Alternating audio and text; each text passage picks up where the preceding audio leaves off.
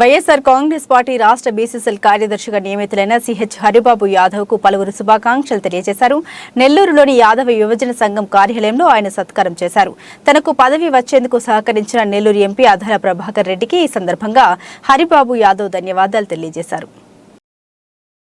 నెల్లూరుకు చెందిన వైసీపీ నేత సిహెచ్ హరిబాబు యాదవ్ వైసీపీ రాష్ట్ర బీసీసీఎల్ కార్యదర్శిగా నియమితులయ్యారు. ఈ సందర్భాన్ని పురస్కరించుకుని యాదవ యువజన సంఘం ఆయన సత్కార కార్యక్రమాన్ని నిర్వహించింది. నెల్లూరులోని వారి కార్యాలయంలో ఏర్పాటు చేసిన సత్కార కార్యక్రమానికి హరిబాబు యాదవ్ హాజరయ్యారు. ఈ సందర్భంగా యాదవ యువజన సంఘం నేతలు హరిబాబు యాదవ్ను ఘనంగా సన్మానించారు. వారే కాకుండా వైసీపీకి చెందిన పలువురు నేతలు, కార్యకర్తలు కూడా పెద్ద సంఖ్యలో అక్కడకు చేరుకుని హరిబాబు యాదవ్ను సన్మానించి శుభాకాంక్షలు తెలియజేశారు.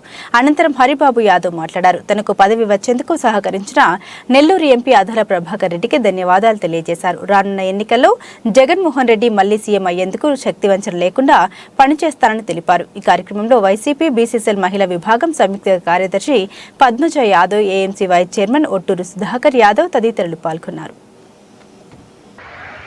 ఆంధ్ర రాష్ట్రంలో జగన్మోహన్ రెడ్డి గారు చేసే సంక్షేమ అభివృద్ధి కార్యక్రమాలకు 2024లో మరలా జగన్మోహన్ రెడ్డి గారిని ముఖ్యమంత్రి చేసేటటువంటి కార్యక్రమం ఈరోజు ఈ రాష్ట్రంలో జరుగుతుంది.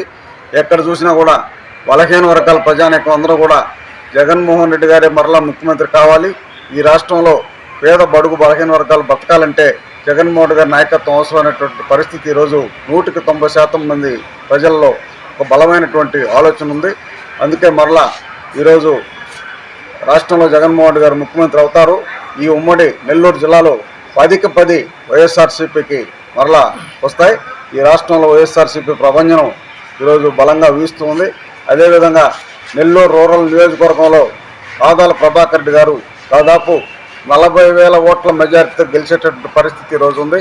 ప్రభాకర్ రెడ్డి గారికి నెల్లూరు రూరల్ ప్రజలు బ్రహ్మరథం పట్టే పరిస్థితి ఉంది. నెల్లూరు జిల్లాలే కాదు, ఆంధ్ర రాష్ట్రంలో వెనుకబడిన వర్గాలు అందరూ కూడా ఈరోజు వైఎస్ఆర్ కాంగ్రెస్ పార్టీకి పూర్తి సహాయ సహకారాలు ఇచ్చేదానికి సిద్ధంగా ఉన్నారు.